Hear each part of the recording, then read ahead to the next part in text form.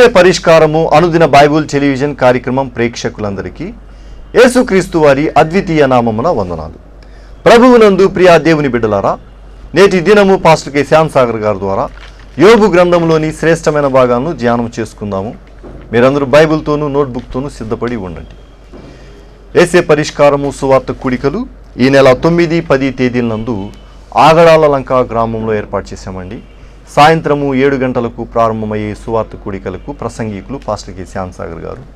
సమయాన్ని పాటించి రావాల్సిందిగా గ్రామస్తులందరినీ మేము ప్రేమపూర్వకంగా ఆహ్వానిస్తూ ఉన్నాం. మీరందరూ సిద్ధపడి ఉంటే పాస్టర్ కె శ్యామ్ సాగర్ గారు ప్రార్థన చేసి ఈ దినపు వాక్య ప్రార్థన చేసుకుందాం. దయచేసి తలల వంచండి, ప్రార్థనలో ఏకీభవించండి. మమ్మను మిక్కిలిగా ప్రేమిస్తున్న మా ప్రియ తండ్రి, మీ పరిశుద్ధ గణనామమునకు స్తోత్రాలు. ఈ రాత్రికాల సమయంలో మీ లేఖన భాగములో నుండి యోబును మీరు ప్రశ్నించిన ప్రశ్నలు మేము ధ్యానం చేయబోతున్నాం. మీ కృపా సహాయం కొరకు అడుగుతున్నాం. ప్రభు, మా ప్రేక్షకులను జ్ఞాపకం చేసుకొని దీవించండి. ప్రతి ఒక్క వ్యక్తిపై మీ కనుదృష్టి ఉంచి వారి యొక్క ఆధ్యాత్మిక మేలు కొరకు ఈ కార్యక్రమాన్ని అనుగ్రహించండి. అనారోగ్యంతో ఉన్న బిడ్డల కొరకు ప్రార్థిస్తున్నాం. ఆరోగ్యం దయచేయండి. అనేక మంది బిడ్డలు కుటుంబాల్లో ఆర్థిక ఇబ్బందులు ఉన్నాయని ఫోన్లు చేస్తున్నారు. వారిని ఒక్కసారి దర్శించండి. మీపై ఆధారపడటం మా ప్రేక్షకులలో అందరికీ నేర్పించండి. విద్యార్థుల కొరకు ప్రార్థిస్తున్నాం. స్కూల్స్, కళాశాలలు తెరుస్తున్నారు. జ్ఞానం ఇచ్చి ఈ నూతన సంవత్సరంలో మీ నడిపింపమని ప్రార్థిస్తున్నాం. నిరుద్యోగుల కొరకు ప్రార్థిస్తున్నాం. జీవన వృత్తిని వారికి అనుగ్రహించమని అడుగుతున్నాం. కోర్టు తగాదాల చేత బాధపడుతున్న వారి కొరకు ప్రార్థిస్తున్నాం. ప్రత్యర్థుల చేత నెమ్మది, సమాధానము అనుగ్రహించమని ప్రార్థన చేస్తున్నాం. గర్భిణీ స్త్రీల కొరకు ప్రార్థన చేస్తున్నాం. ప్రభు, మీ దాసురాండ్రను కనికరించి తల్లి బిడ్డలను ఆశీర్వదించినట్లు సుఖప్రసూతిని అనుగ్రహించమని ప్రార్థిస్తున్నాం. ఈ సమయంలో ప్రత్యేకంగా రక్షణ పొందక చీకటి మార్గంలో ఉన్నవారి కొరకు ప్రార్థిస్తున్నాం. మీ కృప అనుగ్రహించి రక్షణ భాగ్యము వారికి అనుగ్రహించండి. ఘనత, మహిమ, ప్రభావాలు మీరే పొందండి.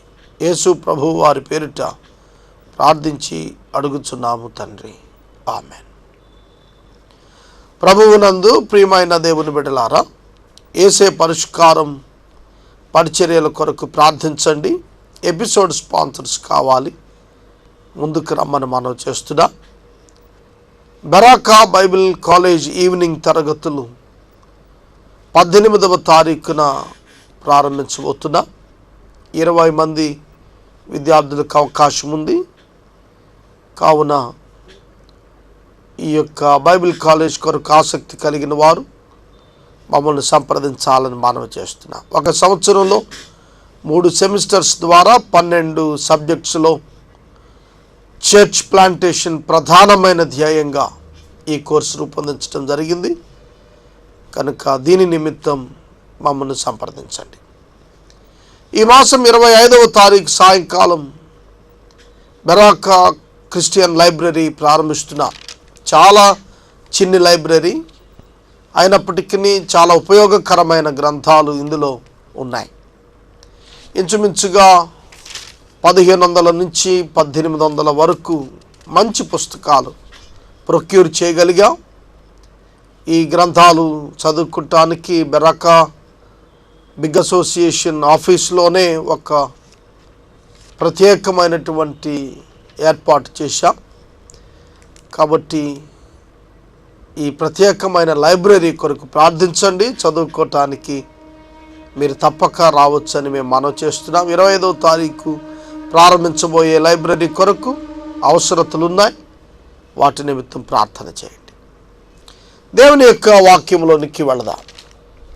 దయచేసి మీ పరిశుద్ధ బైబిల్ గ్రంథాన్ని తెరిచి యోబు గ్రంథము 38వ అధ్యాయము మీ ముందు ఉంచుకోవాలి అని నేను మీకు మనవి చేస్తున్నాను.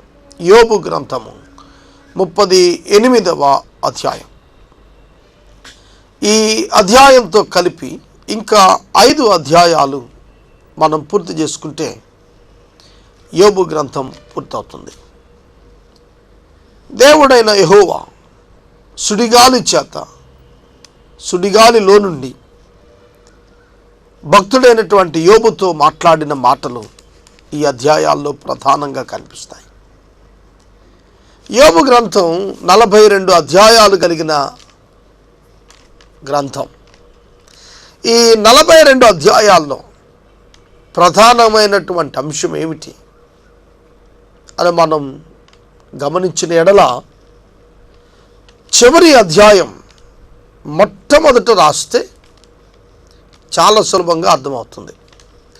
42వ అధ్యాయంలోని చివరి మాటలు ఉన్నాయి, చూశారు.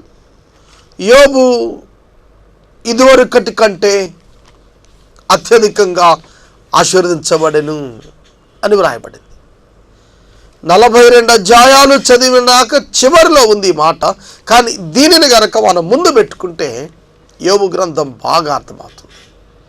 ఎందుకు ఈ విధంగా ఆశీర్వదించబడ్డాడు, ఎలా ఆశీర్వదించబడ్డాడు, ఎవరి చేత ఆశీర్వదించబడ్డాడు, ఏ పరిస్థితుల మధ్యలో ఆశీర్వదించబడ్డాడు అనేది ఆలోచించడానికి ఈ 1వ అధ్యాయం నుంచి చరిత్ర మనకు ఉపయోగపడుతుంది.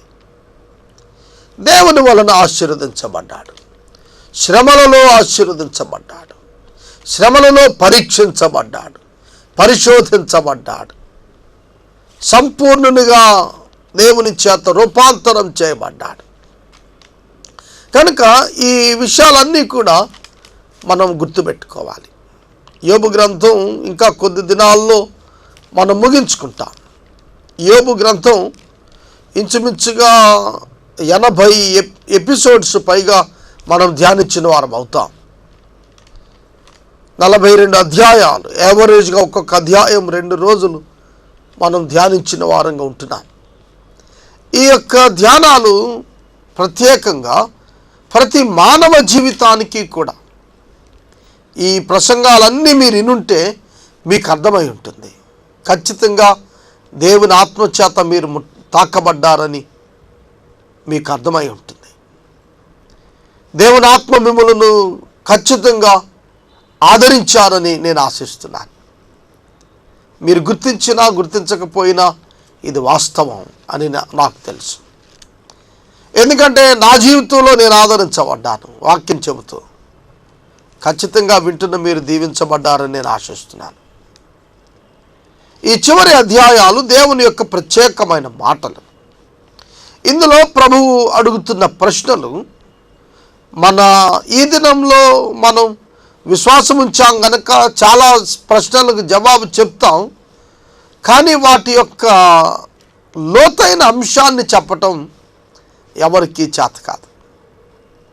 ఈ దినంలో సైంటిఫిక్గా రుజువైనటువంటి అనేకమైనటువంటి అంశాలు ఈ ప్రశ్నలలో దాగి ఉండటం ఆశ్చర్యకరం.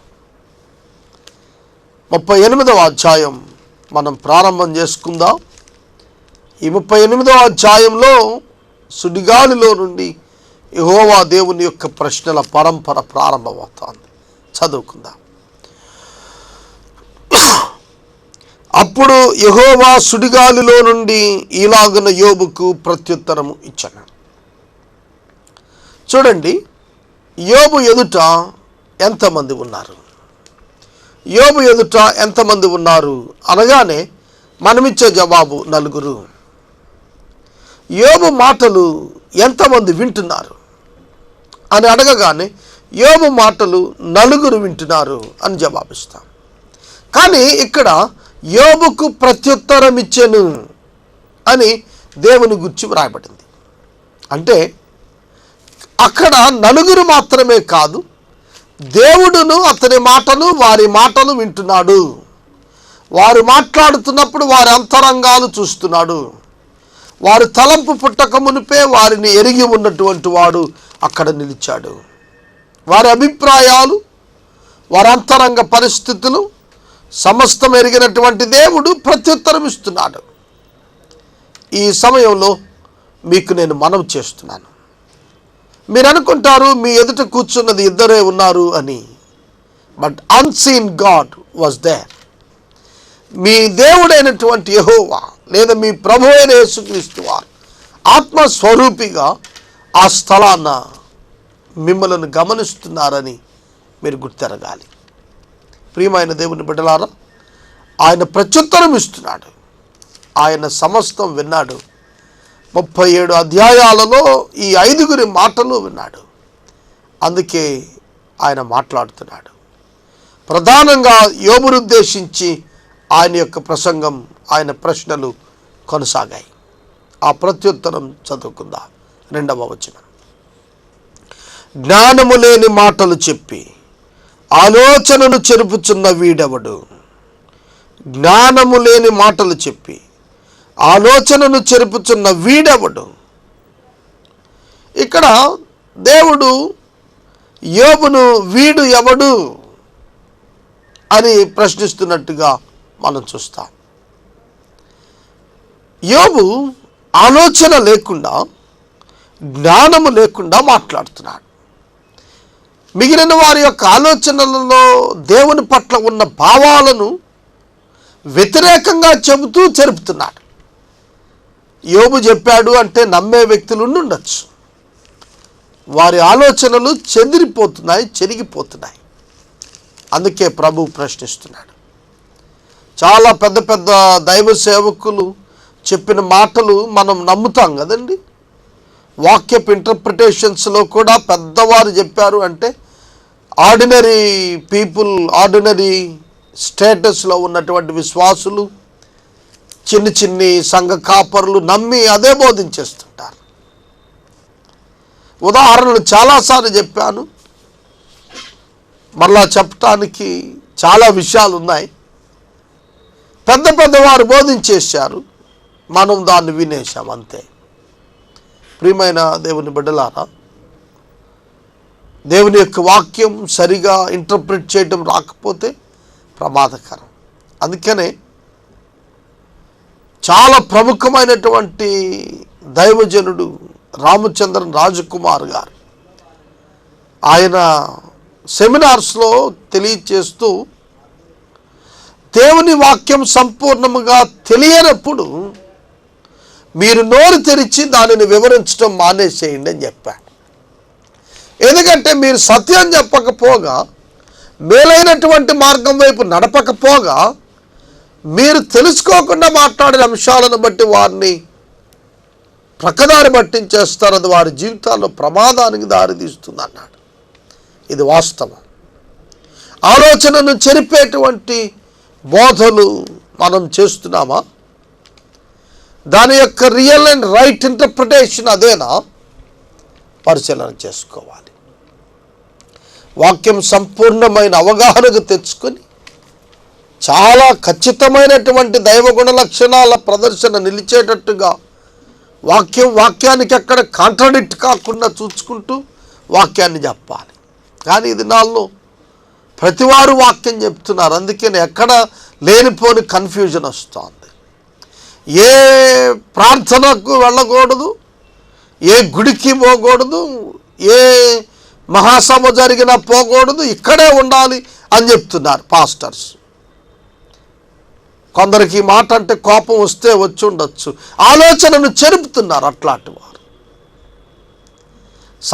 సంఘములో వ్యక్తులకు సహకరించుకోకుండా, ప్రేమించుకోకుండా విడదీసేస్తున్నారు భక్తి కొరకు. అది చాలా ప్రమాదకరమైన స్థితి.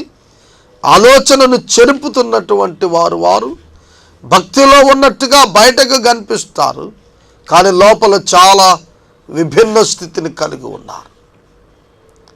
సంఘము సార్వత్రికము. సంఘము పరిశుద్ధాత్మతో కలిసి పనిచేస్తోంది. డివిజన్స్ లేవు ఇందులో. డాక్టరల్ డివిజన్స్ పెట్టుకుంటే మనుషులు పెట్టుకున్నవే కానీ సంఘంలో భేదం లేదు. సంఘం ఒక శరీరం అంతే. హార్మనీ ఉంది సంఘం మధ్యలో. పరిశుద్ధాత్మ దేవుడు తన ఆత్మశక్తి చేత సంఘం అంతటిలో ఒక జీవము ఏర్పాటు చేశా.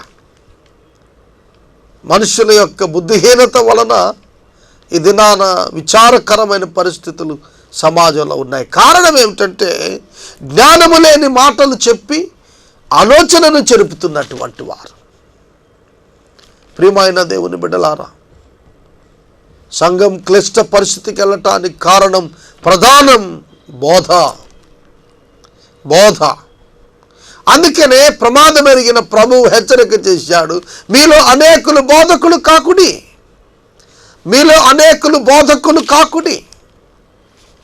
ఇండిపెండెంట్ లెవెల్ మినిస్ట్రీ అసలు లేనే లేదు బైబిల్ ప్రకారం. ఓన్లీ ఇంటర్ డిపెండెంట్ మినిస్ట్రీ ఉంది బైబిల్లో. ఇండివిజువల్ వర్క్ లేనే లేదు, టీం వర్క్ మాత్రమే ఉంది పరిశుద్ధ బైబిల్ గ్రంథంలో. యేసు శిష్యులను పంపినప్పుడు ఇద్దరిద్దరిని పంపారు. 12 మంది తిరిగి వచ్చినప్పుడు కలెక్టివ్గా రిపోర్ట్ తయారు చేశారు. కానీ ఈ దినాల్లో ఎక్కడుంది ఈ సిస్టమ్? ఎవరికి వారు నిర్మాణం చేసుకునే దిక్కుగా వెళ్ళిపోతున్నారు. ప్రియమైన దేవుని బిడ్డలారు, ఎవరికి వారే ఈ దినాల్లో పని చేయటానికి కాదు దేవుడు పిలిచింది. లెక్క అప్పగించాల్సిన దినం వచ్చినప్పుడు సిగ్గుతో తల వంచుకునే పరిస్థితి ఉంటుంది. యోబును దేవుడు అడుగుతున్న మాట ఏమిటి? వీడెవడు? జ్ఞానము లేని మాటలు చెప్పి ఆలోచన చెరుపుతున్నటువంటి వీడెవడు? కేవలం సంఘమే కాదు, కుటుంబంలో కూడా జ్ఞానము లేని మాటలతో ఆలోచనలు చెరిపేటువంటి వ్యక్తులు లేకపోలేదండి. కుటుంబంలో ఆలోచన చెప్పేటువంటి పెద్దలు జ్ఞానహీనులైతే, వాక్యహీనులైతే, వాక్యం లేని వారైతే, వాక్యం అనుసరించని వారైతే ఆ కుటుంబాలు చెడిపోతాయి. చాలామంది కుటుంబాలు మాట్లాడుతున్నప్పుడు వారు చెబుతారు, మా పెద్దన్న గారు చేసినటువంటి అవివేకపు పని, అవివేకపు సలహా మా కుటుంబం అంతటిని పాడు చేసిందన్న కుటుంబాలు చాలా తెలుసు నాకు. మా తండ్రి జ్ఞానము లేకుండా చెప్పిన మాటలు మేమిట్లా అయిపోయామనేవారు ఉన్నారు. ఎందుకు ఈ మాటలు చెప్తున్నారంటే, మీరు మాట్లాడుతున్నటువంటి మాటలకు ఆ ప్రభావం ఉంటుంది. ప్రియమైన దేవుని బిడ్డలారా, చాలా జాగ్రత్తగా గమనించుకోండి. మీరు స్నేహితులైతే జ్ఞానం లేని మాటలు మీ స్నేహితులకు చెప్పవద్దు. జ్ఞానం ఎక్కడుంది? దేవుని యొక్క వాక్యములోనే జ్ఞానం ఉంది. దేవుని యొక్క వాక్యములో ఉన్నటువంటి జ్ఞానం వక్రీకరించి మాట్లాడితే ఆలోచనలు చెరిగిపోతాయి. కాబట్టి మీ జీవితాలు జాగ్రత్తగా కాపాడుకొనమని ప్రభువు పేరట నేను మనవి చేస్తున్నాను. పౌరుషము తెచ్చుకొని నీ నడుము బిగించుకొనుము. దేవుని ఎదుట పౌరుషం తెచ్చుకోవటానికి, నడుము బిగించుకొని నిలబడటానికి ధైర్యవంతుడు ఎవడుంటారండి? అవును, ఒక దినాన మనము కూడా దేవుని ఎదుట నిలబడాలి. క్రీస్తు యొక్క న్యాయపీఠము ఎదుట మనం నిలబడాలి. ధవళ సింహాసనపు తీర్పు ఎదుట ప్రతి మానవుడు నిలబడతాడు. వాక్యం వింటున్న ప్రియ సహోదరుడా, సహోదరి, పౌరుషం తెచ్చుకుంటావా? నీ గత మాటలు లెక్కించబడతాయి. నిన్ను లెక్క అడుగుతాడు. నీ ప్రతి చర్య లెక్కించబడుతుంది. దేవుడు ప్రశ్న అడుగుతాడు. దానికి నీవేమని జవాబు చేస్తావు? పౌరుషం తెచ్చుకో, నడుం బిగించుకో. దేవుడితో పోరాటం మానవునికి సాధ్యమవుతుందా? దేవుని ప్రశ్నలకు జవాబు ఇవ్వగలుగుతావా? అందుకే ఈ లోకంలో అట్టి స్థితి రాకుండా జీవించడానికి నీవు తీర్మానం చేసుకొని జీవితాన్ని సరిచేసుకోవాలి. నేను నీకు ప్రశ్న వేయుదును, నీవు దానిని నాకు తెలియచెప్పుము. ఈ మాట అడుగుతున్నప్పుడు యోబు గుండె జారిపోయి ఉండాలి. నేను నీకు ప్రశ్న వేయుదును. చాలా పర్యాయాలు ఎవరైనా ప్రశ్నలు వేస్తుంటే చిన్నపిల్లలే వీళ్ళు అడిగేది ఎంతసేపు ఆన్సర్ చేస్తాం అని అనుకుంటుంటాం కదండి. కొన్ని డిబేట్స్లో కొన్ని చోట ప్రశ్నలు అడుగుతారు, వాటికి జవాబులు చెప్పాల్సి వచ్చినప్పుడు వీరేది అడిగినా నేను చెప్పగలనులే అనే ధైర్యంతో నిలబడిన వారే చెప్పగలుగుతారు. కానీ ఇక్కడ ప్రశ్న వేస్తోంది ఎవరు? పరిశుద్ధుడైన, శక్తివంతుడైన, సర్వశక్తి కలిగిన సృష్టికర్త అయినటువంటి దేవుడు ఉన్నాడు. ధైర్యం తెచ్చుకో, పౌరుషం తెచ్చుకో, నడుం బిగించుకో, నేను ప్రశ్నిస్తాను, నీవు నాకు జవాబు చెప్పు. ప్రియమైన దేవుని బిడ్డలారా, దేవుడు ఆ విధంగా అడిగితే యోబు ఏం జవాబు చెప్పగలిగిన స్థితిలో ఉంటాడంటారు? దేవునికి తెలియదా యోబు జవాబు చెప్పలేడని? మరెందుకు ప్రశ్నిస్తున్నాడు? నీ కొరకు, నా కొరకు. మనమందరము ఈ ప్రశ్నకు యోబు వంటి మనసుతో ఉంటే జవాబు చెప్పాల్సిందే. నేను నీతిమంతుడని అనుకుంటున్న ప్రతివాడు కూడా దేవుని ఎదుట ఆ స్వనీతిని బట్టి దేవుని ఎదుట జవాబు చెప్పాల్సిందే. నీవు నాకు ప్రత్యుత్తరమేమో, దేవునికి ఏమని ప్రత్యుత్తరం ఇస్తావు? దేవా, నేను ఘనుడను, నీతిమంతుడును అని దేవుని ఎదుట చెప్పగలుగుతావా? మనుషుల ఎదుట నువ్వు చెప్పుకుంటున్నావేమో, దేవుని ఎదుట నువ్వు చెప్పగలుగుతావా?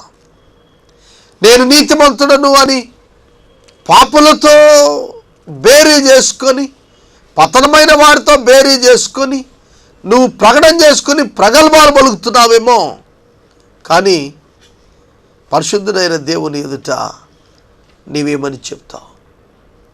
చీకటిలో గుడ్డి దీపం గొప్పదై ఉండొచ్చు, కానీ సూర్యుని ఎదుట గుడ్డి దీపం ఏమని జవాబు చెప్తుంది? ఏమని తన ఉనికిని చాటుతుంది? నేను జ్ఞానవంతుడను అని ఈ నలుగురితో నీవు ఆర్గ్యుమెంట్ చేశావు, కానీ ఇప్పుడు నాకు జవాబు చెప్పు అని దేవుడు ప్రశ్నిస్తున్నప్పుడు యోబు యొక్క స్థితి ఏమిటి? అంతరంగము ఎరిగిన దేవుడు, అంతరంగం ఎరిగిన దేవుడు అంతరంగానికి ప్రశ్నలు సంధిస్తున్నాడు. మొట్టమొదటి ప్రశ్న, నేను భూమికి పునాదులు వేసినప్పుడు నీవు ఎక్కడ ఉంటివి? నేను భూమికి పునాదులు వేసినప్పుడు నీవు ఎక్కడ ఉంటివి? ఈ ఒక్క మాట ఇది మనం ధ్యానం చేద్దాం. మిగిలినవి రేపటి వాక్య ధ్యానంలోకి వెళదాం. నీకు వివేకము కలిగి ఉన్న ఎడల చెప్పుము, నీకు వివేకము కలిగి ఉన్న ఎడల చెప్పుము. ఈ మాటను మీరు జ్ఞాపకం చేసుకుంటే ఆదికాండం 1వ అధ్యాయం 1వ వచనానికి వెళ్ళాలి. ఆది యందు దేవుడు భూమి ఆకాశములను సృజించెను. ఇక్కడ తెలుగు భాష వ్యాకరణంలో సంధి కొరకు ఆకాశము మరియు భూమి అని వ్రాయాలి. కానీ ఆకాశము భూమిని సంధి కొరకు ఏం చేశారంటే భూమి ఆకాశం, భూమి ఆకాశములు అని ఒక పదంగా చేర్చారు. కానీ ఇంగ్లీష్ బైబిల్లో మీరు చూస్తే in the beginning God created the heavens and the earth అని రాసి ఉంటుంది. హెవెన్ అండ్ ద ఎర్త్ కాదు, heavens plural noun, heavens and the earth, ఆకాశములను భూమిని చేసెను అని రాసి ఉంటుంది. ఆకాశములు మొదట చేయబడ్డాయి, దాని వెంబడి దేవదూతల సృష్టి చేయబడింది, దాని తరువాత భూమి సృష్టించబడింది. ఆదికాండం 1వ అధ్యాయం 1వ వచనంలో ఉన్నటువంటి భూమి దేవదూతలు నివాసం చేసినట్లుగా చెప్పబడిన భూమి. ఆ స్థితిలో ఉండినటువంటిది దేవదూతల పాపము చేత నీట ముంచబడింది. అందుకని మీరు గమనిస్తే 1వ అధ్యాయం ఆదికాండంలో నీటి నుండి భూమి బయటకు వచ్చినట్లుగా రాసింది. భూమి కలుగునుగాక అని చెప్పలేదు దేవుడు, ఆరిన నేల కలుగునుగాక అని చెప్పాడు. భూమి కలగమనలేదు.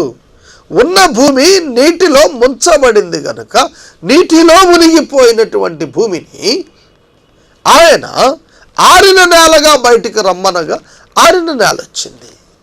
అప్పటికే భూమి ఉంది.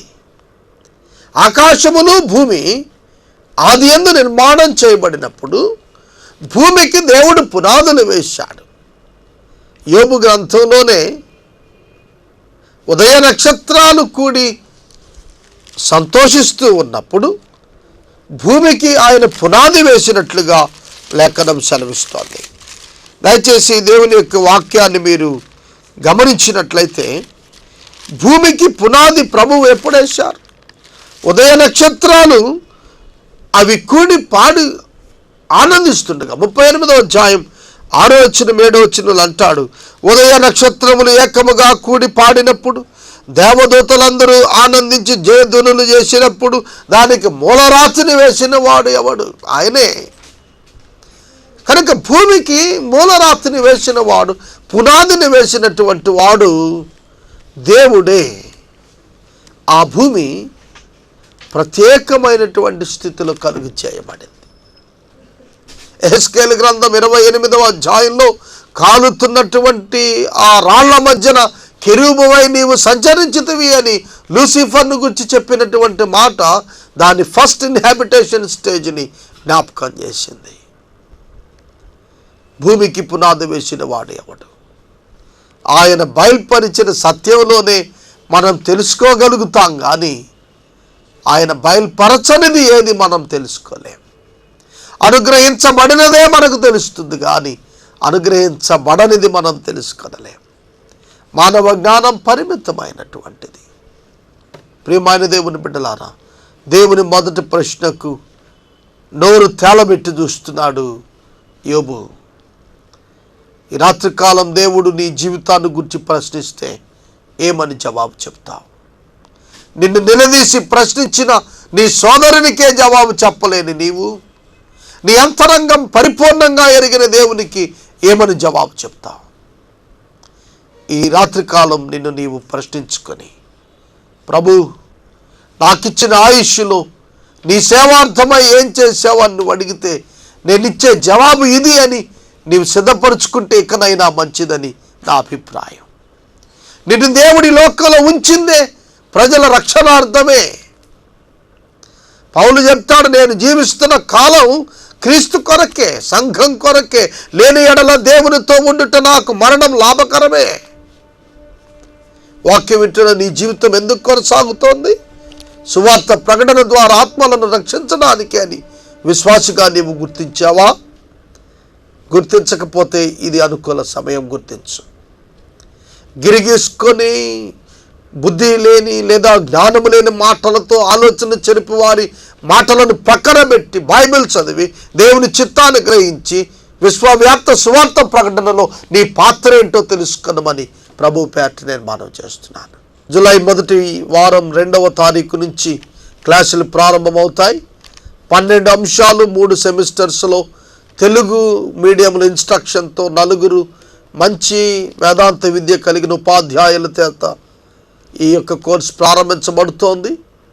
ఇందులో ప్రత్యేకమైన ఆకర్షణ ఏమిటంటే ఓపెన్ బుక్ మెథడ్లో ఎగ్జామినేషన్స్ ఉంటాయి.